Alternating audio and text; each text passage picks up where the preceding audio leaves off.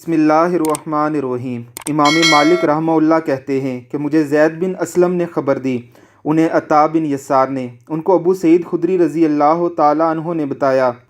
کہ انہوں نے رسول اللہ صلی اللہ علیہ وسلم کو یہ ارشاد فرماتے ہوئے سنا کہ جب ایک بندہ مسلمان ہو جائے اور اس کا اسلام عمدہ ہو، یقین و خلوص کے ساتھ ہو، تو اللہ رب العزت اس کے گناہ کو جو اس نے اس اسلام لانے سے پہلے کیا معاف فرما دیتا ہے، اور اب اس کے بعد کے لیے بدلہ شروع ہو جاتا ہے،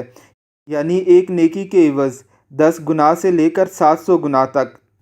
اور ایک برائی کا اسی برائی کے مطابق بدلہ دیا جاتا ہے، مگر یہ کہ اللہ اس برائی سے بھی درگزر کرے اور اسے بھی معاف فرما دے، یہ بھی اس کے لیے آسان ہے۔ صحیح بخاری حدیث نمبر 41۔ سبحان اللہ کہ اسلام ماقبل کے تمام گناہوں کو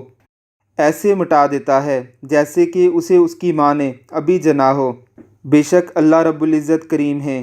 اور کریم کی شان ہی یہ ہے کہ وہ اپنے کرم کے خزانے اپنی مخلوق پر لٹاتے رہتے ہیں۔